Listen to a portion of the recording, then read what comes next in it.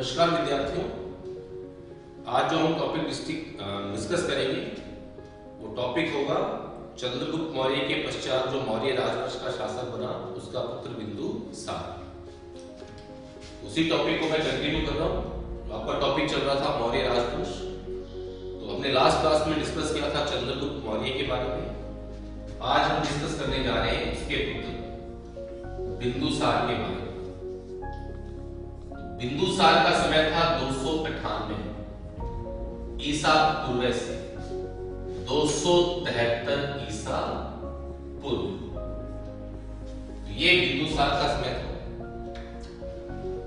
जैन परंपरा के अनुसार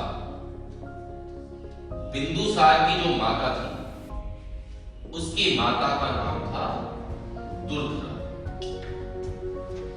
और चंद्रगुप्त मौर्य की एक पत्नी थी यूनानी सेल्यूकस निकेटर की पुत्री हेलेना। इसके अलावा भी चंद्रगुप्त मौर्य की एक और पत्नी का नाम याद होता है नंदिनी। तो ये तीन पत्नियां थी चंद्रगुप्त मौर्य, और इनमें से बिंदुसार की जो माता थी उसका नाम था दुर्धरा।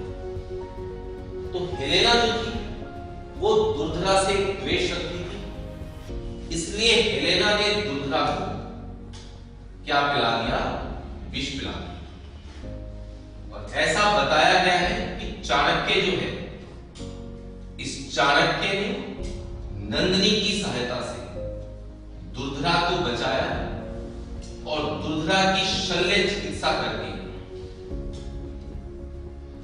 बिंदुसार ने जन्म लिया। इसीलिए बिंदुसार को भारत का प्रथम सिजेरियन शिशु माना गया है। शल्य चिकित्सा से उत्पन्न पहला बालक ये माना गया है इसको बिंदुसार। नेक्स्ट चीज डिस्कस करते हैं। बिंदुसार के समय सीरिया का शासक था एंटियोकस प्रथम। बिंदुसार और एंटियोकस प्रथम इन दोनों के बीच में पत्र व्यवहार हुआ, और इस समय बिंदुसार ने एंटियोकस से 3 वस्तुओं की मांग की। ये 3 वस्तुएं थी मदिरा, सूखी अंजीर और एक था दाशनी। तो जो ये पत्र व्यवहार हुआ है, इस पत्र व्यवहार में इन 3 चीजों की मांग की थी बिंदुसार ने एंटियोकस से, मदिरा, अंजीर और दाशनी। तो एंटियोकस ने डायमेकस को अपना दूत बनाकर भेजा और बिंदुसार को यह कहलवाया कि हमारे राज्यों में दार्शनिकों का क्रय विक्रय नहीं होगा। तो दार्शनिक को छोड़कर ये बाकी दोनों चीजें एंटियोकस ने भिजवा दी किसके पास? बिंदुसार के पास। और जो ये पूरी बातचीत हुई है बिंदुसार और एंटियोकस के बीच में, इस बातचीत को लिखा है किसने? डायनेसियस। ये भी एक यूनानी लेखक हुआ है डायनेसियस, इसने इस चीज को लिखा है। वापस से मैं डिस्कस कर देता हूं आपको। चंद्रगुप्त मौर्य हमने लास्ट क्लास में डिस्कस किया था। तो चंद्रगुप्त मौर्य की 3 पत्नियां थी। दुर्धरा जैन परंपरा के अनुसार, एक सेल्यूकस निकेटर की पुत्री थी हेलेना, और एक और पत्नी थी चंद्रगुप्त मौर्य की नंदिनी। तो बिंदुसार की जो माता थी उसका नाम क्या था? दुर्धरा। तो हेलेना जो है ये दुर्धरा के साथ द्वेष भावना रखती थी, तो इसलिए हेलेना ने दुर्धरा को विष दे दिया था। तो ऐसा बताया गया कि चाणक्य ने नंदिनी की सहायता से दुर्धरा को बचाया और शल्य चिकित्सा की, क्योंकि उस समय वो गर्भवती थी, और शल्य चिकित्सा करके बिंदुसार को बचाया गया। इसीलिए बिंदुसार को भारत का प्रथम सिजेरियन बालक माना गया। सीरिया का शासक था एंटियोकस प्रथम। तो एंटियोकस प्रथम और बिंदुसार के बीच में पत्र व्यवहार हुआ। बिंदुसार ने एंटियोकस से 3 चीजें मांगी, मदिरा, सूखी अंजीर और दाशनी। तो एंटियोकस ने डायमेकस को दूध बना के बिंदुसार के पास भेजा। ये दोनों चीजें तो भिजवा दी, लेकिन ये लिखा कि हमारे राज्य में दार्शनिकों का क्रय विक्रय नहीं होगा। और जो ये बातचीत हुई बिंदुसार और एंटियोकस के बीच में, इसको किसने लिखा है? डायनेसियस। ठीक है, नेक्स्ट चीज, बिंदुसार के समय मिस्र का शासक जो था, तो मिस्र का शासक था बिंदुसार के समय टॉलेमी द्वितीय फिलोडोरस। तो मिस्र का शासक था टॉलेमी द्वितीय फिलोडोरस। तो इसने अपना एक दूत भेजा बिंदुसार के पास, जिसका नाम था डायनेसियस। डायनोसियस को दूत बना के भेजा था टॉलेमी द्वितीय फिलोडोरस। ठीक है, और बिंदुसार और एंटियोकस के बीच में जो बातचीत हुई थी, इसे एथीनियस नामक लेखक ने भी लिखा है। जो एंटियोकस और बिंदुसार के बीच में बातचीत हुई है, इसको एथीनियस ने भी लिखा है। और डायनेसियस, डायनोसियस अलग है, डायनेसियस अलग है। जब भी क्वेश्चन आए तो ज्यादा प्रमुखता जो आंसर होता है वो होता है एथीनियस। तो बिंदुसार और एंटियोकस प्रथम के बीच की बातचीत को एथीनियस ने भी लिखा है, डायनेसियस। ये डायनोसियस है, ये अलग है। ठीक है, और प्लिनी ने ये भी लिखा है कि जिस समय डायनोसियस पहुंचा, बिंदुसार की मृत्यु हो चुकी थी और मगध में शासक कौन था? अशोक। क्लियर? नेक्स्ट चीज देखिए, बिंदुसार जो है, बौद्ध ग्रंथ दिव्य वरदान के अनुसार बिंदुसार के पास में 500 मंत्रियों की एक परिषद थी।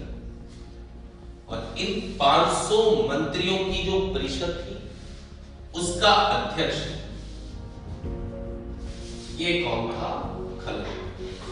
ये भी लिखा हुआ है दिव्य वरदान में कि 500 मंत्रियों की परिषद थी बिंदुसार के पास, और इस 500 मंत्रियों की परिषद का अध्यक्ष कौन था? खलको। नेक्स्ट देखिए, बिंदुसार का जो दरबार था, इसमें आजीवक संप्रदाय के एक आचार्य रहा करते थे, पिंगल वंश।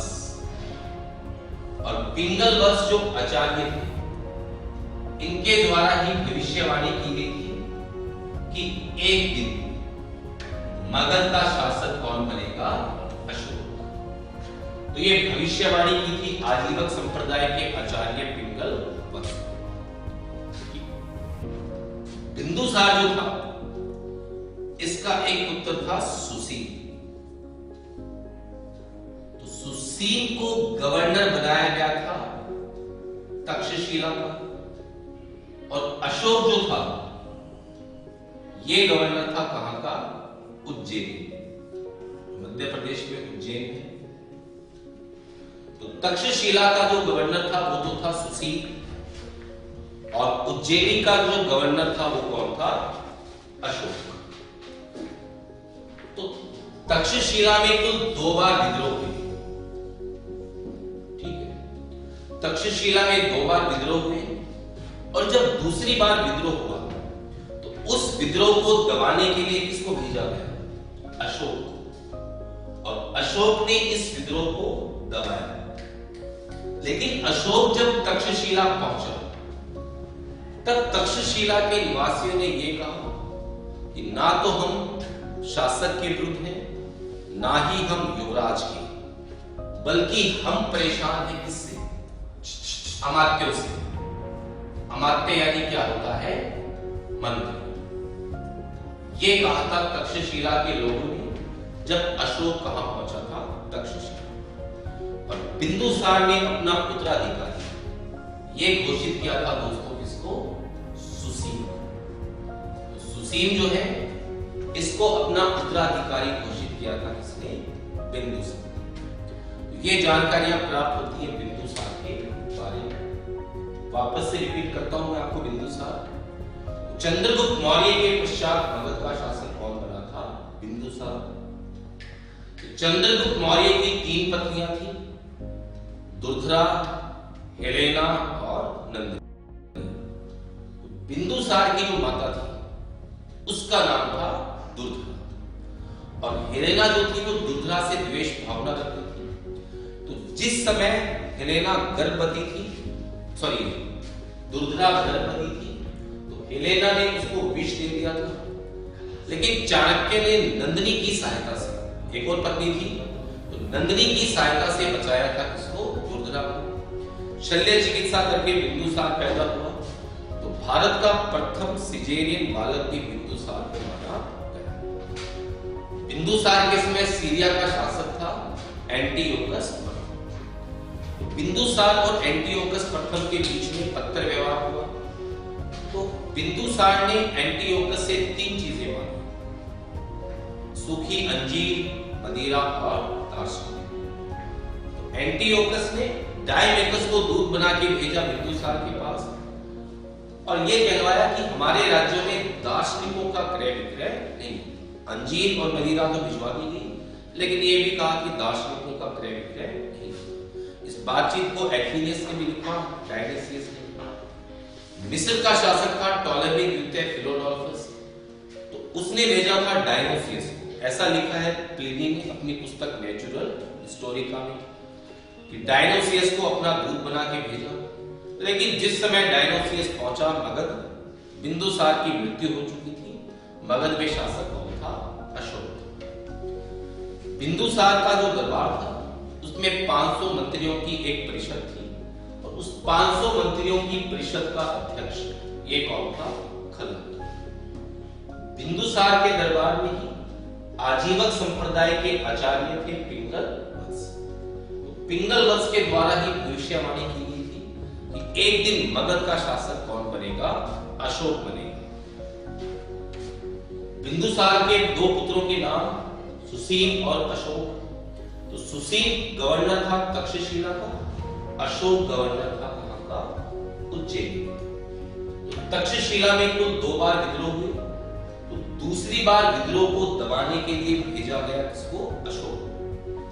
अशोक जब तक्षशिला पहुंचा तो उस समय तक्षशिला के लोगों ने कहा कि ना तो हम शासक से परेशान हैं, ना युवराज से, बल्कि हम दुखी हैं किससे?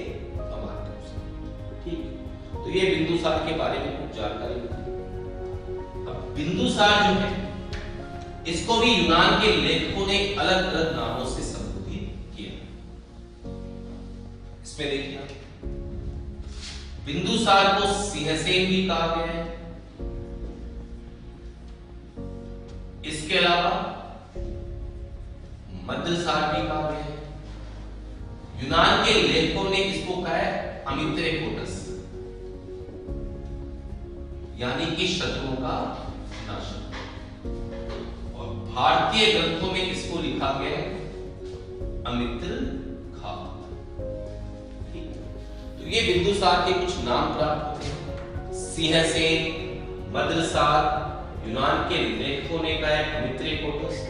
इसके अलावा भारतीय साहित्य में इसको किस नाम से लिखा गया है? अमित्र।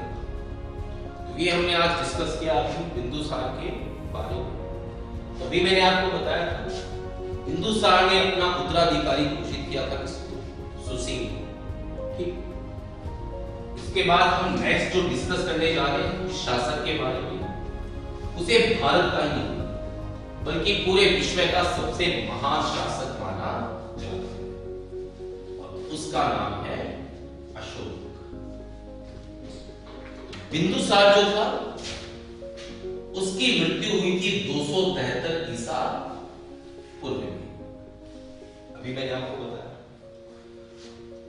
और अशोक ने अपने आप को 273 ईसा पूर्व में शासक घोषित कर दिया मगध। बिंदुसार बिंदुसार ने तो उत्तराधिकारी घोषित किया था सुसील को, लेकिन बिंदुसार की मृत्यु के बाद अशोक ने अपने आप को मगध का शासक घोषित किया। किस मंत्री की सहायता से? राधा गुप्त। इस मंत्री की सहायता से अशोक ने खुद को शासक घोषित कर दिया।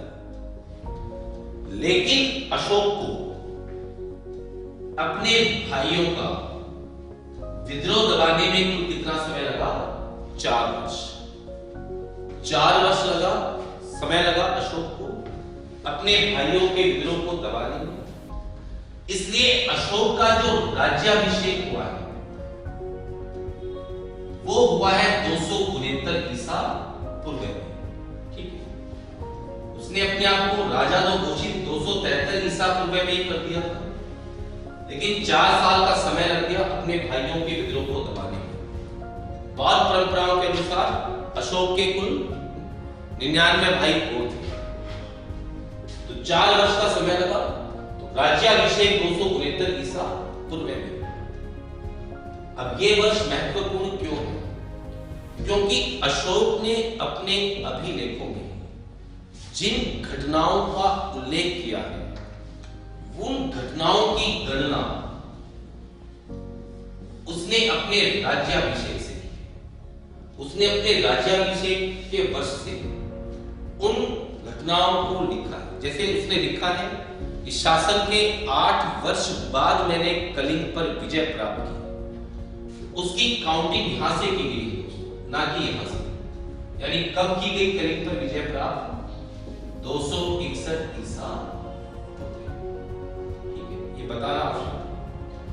तो 273 ईसा पूर्व में तो शासक घोषित हुआ, राज्याभिषेक 269 ईसा पूर्व में, और अशोक की मृत्यु ये 232 ईसा पूर्व।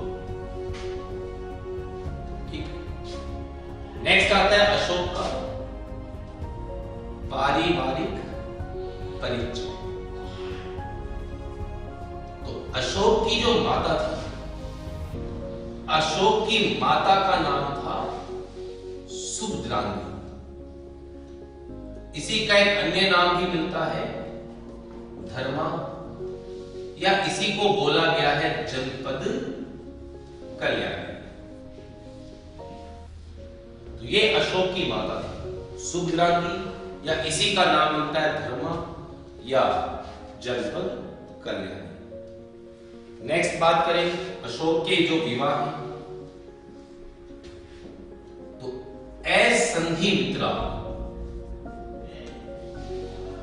ये अशोक की सबसे प्रधान क्या थी? पटरानी। असंधिमित्रा अशोक की सबसे प्रधान पत्नी थी। लेकिन अशोक का पहला विवाह इसके साथ नहीं हुआ। अशोक का जो प्रथम विवाह हुआ है वो हुआ है देवी या महादेवी से। और देवी या महादेवी ये कहा की थी विदिशा। विदिशा के एक व्यापारी की पुत्री थी देवी या महादेवी। पहला विवाह हुआ अशोक का देवी या महादेवी से। ये विदिशा के एक व्यापारी की पुत्री थी, और अशोक का पुत्र था महेंद्र और पुत्री थी संमित्रा। वो इसी देवी या महादेवी की संतान थी। ठीक है, असंधिमित्रा प्रधान पटरानी थी। असंधिमित्रा के पश्चात प्रधान पटरानी बनी तिष्य रक्षिता। तो तिष्य रक्षिता असंधिमित्रा के बाद प्रधान पटरानी बनी, और तिष्य रक्षिता ने अशोक की एक और पत्नी थी पद्मावती। इस पद्मावती से उत्पन्न पुत्र कुणाल को क्या करवा दिया था? अंधा करवा दिया। तो पद्मावती से पुत्र कुणाल को अंधा करवाया इसने तिष्य रक्षिता। अशोक की अगर सबसे प्रिय पत्नी की बात करें तो वो थी कारुवाकी, या इसी का एक और नाम मिलता है मत्स्य गंगा। और इसी कारुवाकी का ही पुत्र हुआ है टी बना। तो अशोक ने अपने अभिलेखों में एकमात्र अपने परिवार के जिन सदस्यों का नाम लिखा है वो है उसकी प्रिय पत्नी कारुवाकी और उसका पुत्र टीबन। तो ये कुछ अशोक का पारिवारिक परिचय। माता का नाम सुभद्रांगी धर्माया जनपद कल्याण। पहला विवाह देवी या महादेवी से, जो कि विदिशा यानी मध्य प्रदेश में है, वहां की थी, एक व्यापारी की पुत्री थी। और देवी का एक पुत्र था महेंद्र और पुत्री थी संगद्रा, जिनको बौद्ध धर्म के प्रचार के लिए भेजा भी था उसने श्रीलंका। ऐसंधि मित्रा स्टार्टिंग में प्रधान पटवारी थी, फिर बनी तिष्य रक्षिता। और जो तिष्य रक्षिता थी उसी ने अशोक की एक और पत्नी थी पद्मावती, उससे उत्पन्न पुत्र कुणाल को क्या विवाह किया अंततः। अशोक की सबसे प्रिय पत्नी कारुवाकी, इसका एक और नाम मिलता है मत्स्यगंधा, क्योंकि एक मछुआरे की पुत्री थी। और कारुवाकी का एक पुत्र था। अशोक ने अपने अभिलेखों में केवल इन दोनों के ही नामों का क्या किया है, उल्लेख किया है। अब अशोक को विश्व का सबसे महान शासक मानते हैं। अशोक के बारे में जानने का हमारे पास में जो प्रमुख स्रोत है वो है अशोक के अभिलेख। तो अशोक के अभिलेखों के आधार पर एक इतिहासकार हुए हैं D.R. भंडारकर। तो D.R. भंडारकर ने अशोक के अभिलेखों के आधार पर पुस्तक भी लिखी है। कौन सी? अशोक। ये केवल अशोक के अभिलेखों के आधार पर लिखी गई। अशोक के अभिलेखों को हम 3 वर्गों में बांट सकते हैं। पहला है शिलालेख, जो कि शिलाओं यानी चट्टानों पर लिखे हुए हैं। दूसरा आता है दोस्तों स्तंभलेख, जो स्तंभों पर लिखे हैं। और तीसरा है दोस्तों गुहालेख, जो लिखे हैं इस पर गुफाओं में। तो 3 भागों में बांटा जाता है अशोक के अभिलेखों। पहला है शिलालेख, जो शिलाओं यानी चट्टानों पे लिखे हैं। दूसरा है स्तंभलेख, जो स्तंभों पे लिखे हैं। तीसरा है गुहालेख, जो गुफाओं पे। इनसे अशोक के बारे में बहुत अधिक जानकारी प्राप्त होती है। और अशोक के जो अभिलेख हैं ये सभी प्रतियोगी परीक्षाओं की दृष्टि से बहुत ही महत्वपूर्ण है। ठीक है, तो इसके बारे में हम हमारी नेक्स्ट क्लास में चर्चा करेंगे। ठीक है, कि किस प्रकार से उसके अभिलेखों में क्या क्या बातों को लिखा गया है। ये सारा टॉपिक हम कल की जो क्लास है उसमें डिस्कस करेंगे और बहुत ही महत्वपूर्ण है। ठीक है, इसके अलावा मैं आपको सूचना देना चाहूंगा कि हमारी ऑनलाइन क्लास चल रही है। ऐसा नहीं है कि ऑफलाइन नहीं होगी, लेकिन चूंकि अभी आप घर पर हो तो जितना भी आप स्टडी कर सको ऑनलाइन क्लास के थ्रू, और हमने तो फेसबुक के माध्यम से चलाई है ताकि बिल्कुल आपको भी क्लास जैसा ही वातावरण लगे। तो जो भी आप अपने क्वेश्चन है कमेंट बॉक्स में लिख सकते हैं, मैं यथासंभव उनके उत्तर आपको दे दूंगा। ठीक है, नमस्कार।